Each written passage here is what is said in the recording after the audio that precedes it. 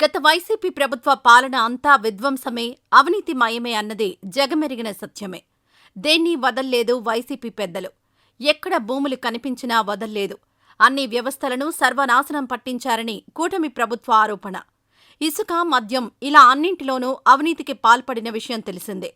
రాష్ట్రాన్ని అప్పుల పాలు చేశారని ప్రభుత్వ పెద్దలు విమర్శలు గుప్పిస్తూనే ఉన్నారు. ఇప్పుడు తాజాగా గత ప్రభుత్వం హయాంలో జరిగిన మరో అవినీతి బాగోతం వెలుగులోకొచ్చింది.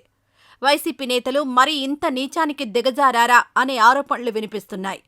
ఇంతకీ గత ప్రభుత్వంలో ఏం జరిగిందో ఇప్పుడు చూద్దాం. వైసీపీ ప్రభుత్వ హయాంలో పోలీస్ జాగిలాలకు పెట్టే తిండిలో కూడా కక్కుర్తి పడ్డారనే వార్త ఇప్పుడు సంచలనం రేపుతోంది. కుక్కలకు పెట్టే తిండిలోనూ నిధులు నొక్కేసినట్లు అధికారులు గుర్తించారు. దీంతో నిధులు స్వాహా చేసిన అధికారులపై ఉన్నతాధికారులు అభియోగాలు నమోదు చేశారు.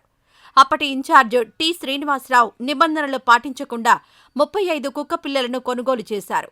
అయితే నాసిరకం తిండి పెట్టడంతో ఆ కుక్కపిల్లల ఆరోగ్యం దెబ్బతిన్న పరిస్థితి.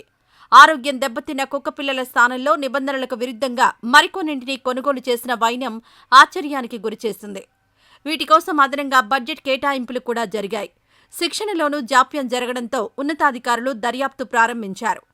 2021 జనవరి 28 నుంచి 2023 ఏప్రిల్ 24 మధ్య ఈ వ్యవహారం జరిగినట్టు అధికారులు గుర్తించారు.